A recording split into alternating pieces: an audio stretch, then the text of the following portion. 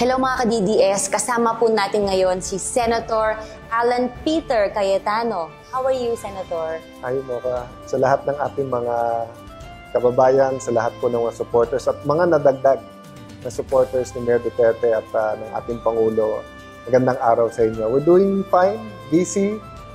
Akala ko wala na masyadong debate dahil napakaganda ng ginagawa ng ating Pangulo, pero marami pa rin talagang ayaw ng pagbabago. O, totoo po yan.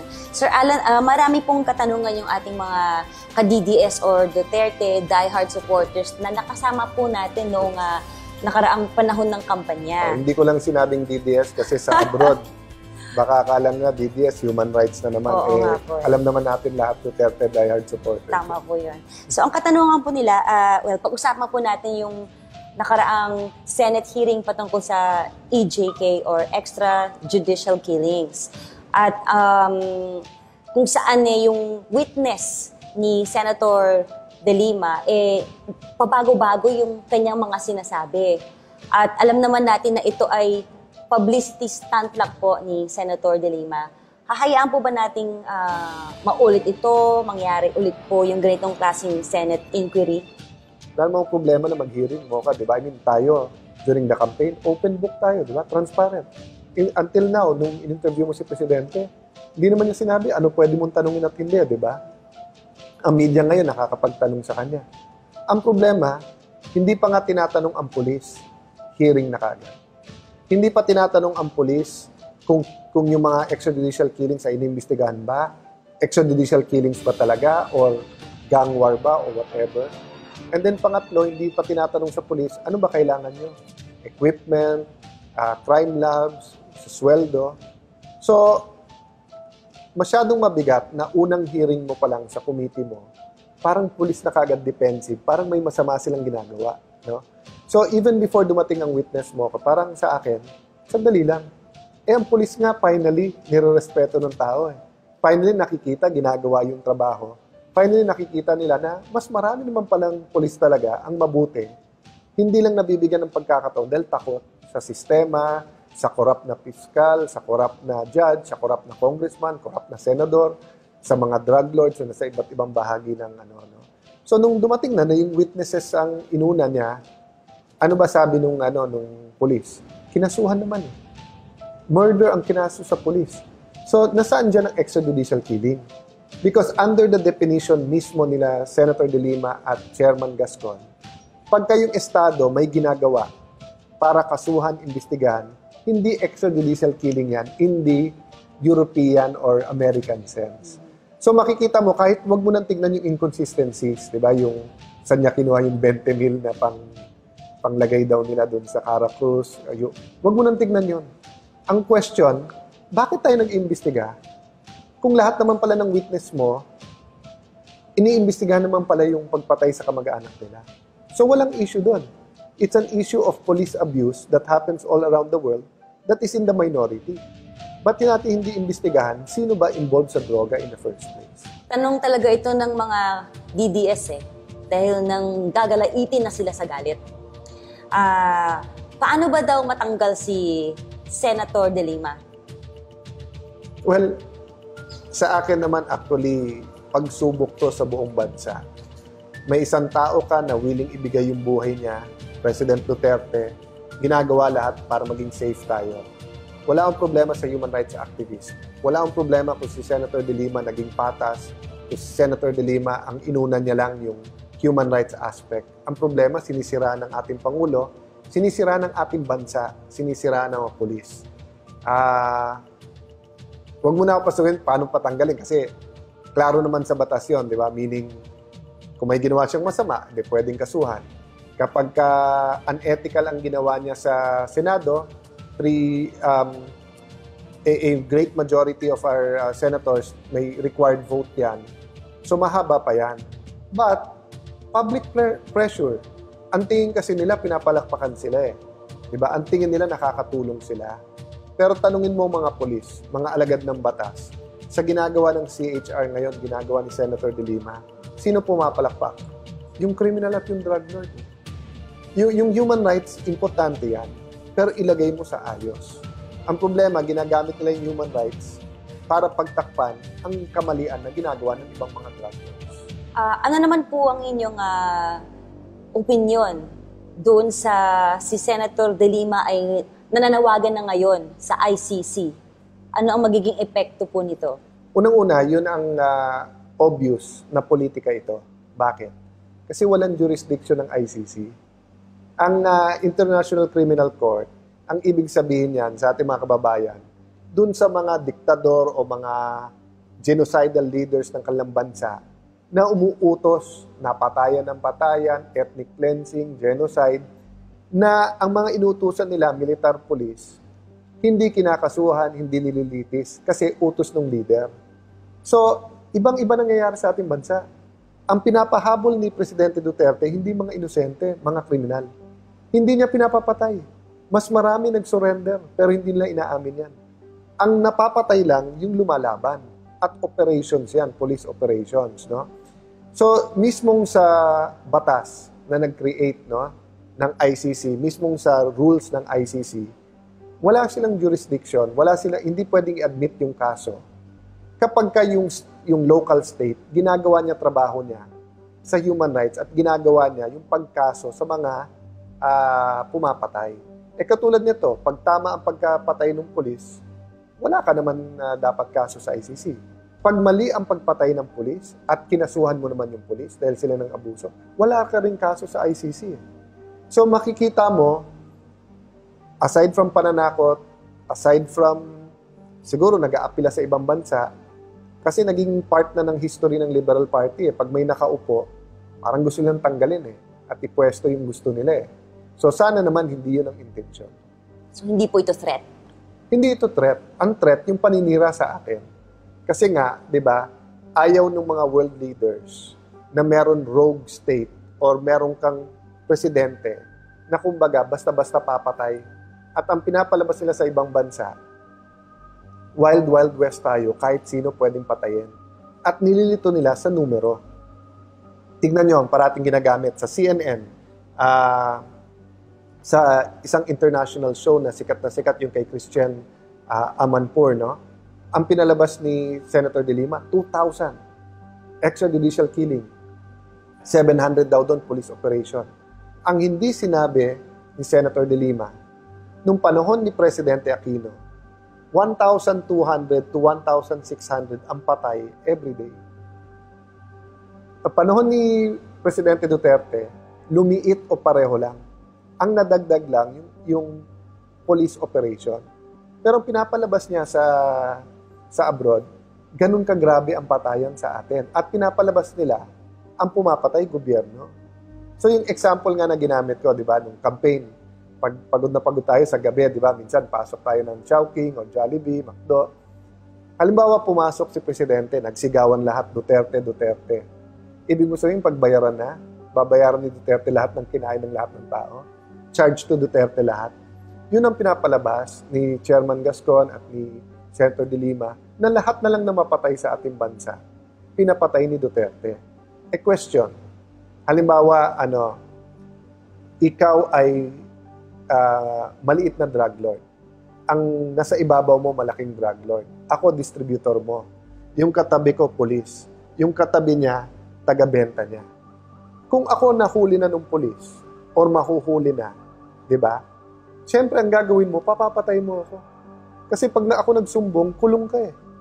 Or baliktad, pag yung police, nalaman na, huhulihin na, nalaman ko, ako isusumbong niya, papapatay niya. Hindi yun yung extrajudicial killing na alam sa Europe at Amerika. Ito'y gang war or ito'y criminal, At ang nakakatawa, nung panahon ni Presidente Aquino, naglabas sila ng administrative order na kapag ka mga criminal activities, hindi extrajudicial killing yun. Pero ngayon, no panahon na ni Presidente Duterte, biglang extrajudicial killing yun. Hindi ko kini-criticize si Presidente Aquino. May mga maganda siyang nagawa sa bansa. Pero bakit yung mga tauhan niya, like mga kapartido niya, like Senator De Lima and Chairman Gascon, iba ang double standard masyado . Iba ang standard nung sila nakaupo, iba standard ngayon. Sila naman nag-fail sa drug war, di ba? Si President Duterte is working. Never naman sinabi ni President Duterte na ang patayan na napakarami dati dahil kay Aquino yan, dahil kay De Lima yan. Sinabi niya dahil sa drugs yan. Ngayon naman na inaayos niya ang drugs, wala tayong marinig kung hindi yung patayan ay dahil kay Duterte. Ang patayan ay dahil sa droga. Dahil yung mga durog na nagbebenta ay lumalaban. So, dalawa lang choice natin. Itigil natin ang gera sa droga at kawawa ang tao. Or ituloy natin at kawawa ang kriminal. Senator, di ba nagkasama po tayo nung panahon ng kampanya at yung kainitan po ng anti-Duterte campaign, talagang kayo po ang nag-file pa ng case against dito, yung temporary restraining order dito sa isang a-biased CBN network, ano po? Matindi yung paninira kay Duterte, Pangulong Duterte noon. Bakit sa tingin nyo, kahit tapos na yung eleksyon, mas tumindi yung paninira ngayon kay Duterte, Pangulong Duterte? Well, first of all, sa inyo sa DDS, maraming salamat. Sabay-sabay naman natin sa dinipensan. Kung hindi natin sabay-sabay pinarinig boses natin, hindi siya Pangulo ngayon, yung mga pagbabago hindi natin nadadanas. Nung umpisa, ang nakikita ko, medyo fair naman yung... Pero nung lumabas itong extrajudicial killing, nagtataka ako, pag nanood ka ng news, parati na lang yung side ng criminal o napatay. Pero wala silang masyadong in-interview ng mga tao na parang nagsasabing safe na kami. Kaya ako kahit saan ako pumunta, pagpasok ko sa isang building or sa isang opisina, yung security guard, tinatanong ko, "Bay, kamusta sa inyo? Same ba? Mas safe? Ano?" Sabi, safe. Pagka may tao kami sa bahay na uwian, yung driver o yung isang, minsan may nagmamasahe, tinatanong ko, kamusta sa lugar niyo? Pag pumunta ako sa ibang lugar, so like pupunta kami Batangas, yung binil namin ng isda na sa bangka, tinanong ko, kamusta sa lugar niyo? Bakit lahat sila sinasabi na, "Sir, wala nang nagiinuman ngayon na nakahubad. Sir, yung mga siga dati na kung ganunin kami, nakatago na. Gang war. Sir, yung wala na yung mga gang war, ganyan." So, ang pakiusap ko lang sa mainstream media, alam namin na mas mabenta yung intriga. Pero yung tunay na kalagayan sa bawat community, hindi ba dapat ipakita? Pangalawa, baka inosente sa kanila, hindi ko naman sinasabing sinadya nila, gamitin ang ilang salita na nakakapagpukaw ng damdamin, nakakapag-high blood, ika nga, ng mga Europeans, ng UN, ng US. Kasi yung madalas kong banggitin yung isang dyaryo na ginamit, kill list. No? Huwag sana sila magalit. Kasi ang kill list, ang ibig sabihin nito, assassination list. Yan ang ginagamit ng Mossad, ng CIA, ng KGB, ng ibang mga intelligence group. Pag sinabing kill list, so pag tinanong mo ako, police ako, or intelligence, Alan, ilan na sa kill list mo? Sabi ko, 10. So, ibig sabihin nun, terorista yon o kung ano man, kasi papapatay mo. So, yung, kung nilaro lang nila sana, may killed list, di ba, may ED, ibig sabihin, eto mga napatay. Okay lang kasi right naman nila yan. So, minsan, sadya. Minsan naman, hindi sadya. Kaya lang, eto kasi ang binabasa abroad, eto pinupulot. So, tignan mo, katulad ni Secgen Ban Ki-moon, based on media report sa atin, kasi pinutol yung sinabi ni Presidente, nag-react siya. Nagkaroon tuloy ng miscommunication. Tingnan mo yung mga special reporter ng UN, nagko-comment na sa human rights, hindi pa naman sila nag-iimbestiga dito. Bakit? Kinukuha nila sa bibig ng chairman ng CHR at saka ni dating secretary ng Justice and dating CHR chairman si Senator De Lima, na wala namang basehan yung mga numero na binibigay nila. So yun ang sinasabi ko sa ating media. Kung si Duterte lang siraan natin, karapatan niya yan. Bansa na natin ang sinisira niya. Alam niyo sa ibang bansa, nagpipicture sila, parang sa local na rin. Alam mo sino sumasagot? OFWs. Kasi yung OFWs, mga kamag-anak nila, nakakausap nila. Lalo yung mga may teenage na mga anak na nag-aaral, feeling nila safe na kahit gabi umuwi. Okay na sila, kahit na yung mag-dorm sila, okay. Sila ang nakita kong sumusulat, nag-social media, sinasagot nila yung foreign media na hindi nyo naintindihan kultura namin, hindi nyo naintindihan tunay na nangyayari sa aming bansa. Senator, going back sa sinabi nyo na ang pinipick up ng international media ay kung ano yung nilalabas ng local media natin. Ano naman po masasabi nyo dun sa recently nagpunta po si VP Lenny sa Amerika at meron nga pong lumabas na video ng kanyang speech na siya ay nananawagan sa international press na pansinin itong nangyayaring patayan po. Pero you know, I'm just one voice. Even if I am vice president, I'm just one voice. I think media can do a lot as far as creating you know a mindset that this is not right. Iwala naman ako na yung international media at yung ibang sa UN ay misled. Pero sa ating Vice President, huwag naman natin sabihin na hindi siya informed, na hindi siya, na misled siya. Or kung mamimislead siya na mga kapartido niya, dahil kapartido niya si Chairman Gascon, kapartido niya si Senator De Lima. Siyempre, yan naman ay marami din leader eh. At sigurado naman ako, pag umikot yan sa Bicol, sa Ilocos, sa Davao, sa Visayas, Mindanao, ang sasabihin naman sa kanya, ma'am, mas safe na ngayon. So, hindi ko sinisisi ang Vice President na magsalita sa human rights. Pero kailangan mag-ingat tayo kung ang pinapalabas natin, policy ng gobyerno to violate human rights. Dahil alam natin ang ating mahal na Pangulo, ganun lang magsalita yon. Pero parati niya sinasabi, di ba? Sundin ang konstitusyon, sundin ang batas. Kaya sa speech ko, di ba, pinakita ko yung mga mahinahon na salita ng Pangulo sa policy. So, sa akin lang, whether the Vice President, the Senators, whether administration, opposition, huwag natin i-misrepresent ang nangyayari sa ating bansa. Kasi taong kawawa. Isipin niyo po, kung itigil ang drug war, sino kawawa? Si Duterte? Hindi. Presidente na yan eh. Hindi mo naman maalis until 6 years eh. Unless may gawin siya masama, di ba? So, secure siya. Eh, ba't niya sinasakripisyo buhay niya? O, PNP. May mawawala ba sa PNP pag tinigil yung drug war? Eh, buhay nila ang tinataya nila eh. Diba? So, yun naman pakiusap ko sa mga nasa oposisyon o nasa ibang partido. Nung panahon nyo, may honeymoon period, napakatagal. Nung panahon nyo, hindi kami tumutulig sa basta-basta. Diba? Especially pag nasa abroad kayo. So, sana, medyo bigay nyo rin yung both sides para alam din ng tao sa abroad kung ano nangyayari dito. Senator, ito nga po, despite po sa mga efforts na ginagawa ni Pangulong Duterte para sugpuin po yung droga, kriminalidad, parang wala po tayong narinig na positibo mula kay VP Leni. Well, siya lang makakasagot nun. But yun din ang ulit pakiusap ko sa ating Vice President, sa ating mga senador, na sa Liberal Party, sa mga, nasa lawak partido. And to be fair, meron sa Liberal Party na tumutulong na, no? Na ipatas lang natin. Kung sasabihin nyo naman, ingat sa human rights, bantayan yung abusadong pulis, yun din naman sinasabi natin Pangulo eh. Hindi naman, walang nagagalit na sabihin nyo yan. Pero yung palabasin na merong states conspiracy na ating gobyerno mismo gustong pumatay ng extrajudicial, na ibig sabihin na vigilante, eh medyo foul naman yon. At yun lang sinasabi ko, pag dito sa Pilipinas, gamitin mo yan, sanay ang tao. Pero sa abroad, sa UN, sa US, sa Europe, iba ang dating nun sa kanila eh. Parang rogue yung state mo, di ba? Para kang hindi responsible member of the community of nations.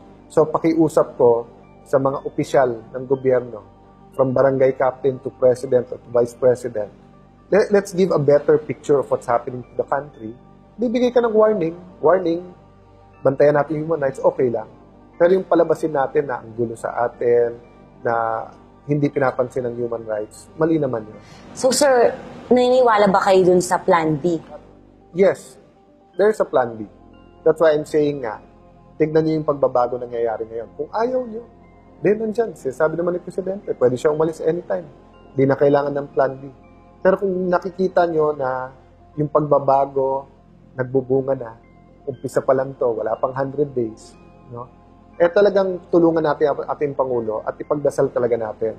Yung iba-iba tayo na religion sa ating bansa, pero lahat tayo ay may kakayahan manawagan sa ating Panginoon na maging protektado ang ating Pangulo at ating mga government officials. And sa'yo, Mocha, kanina sabi mo, hindi ako tumitigil sa kakatulong.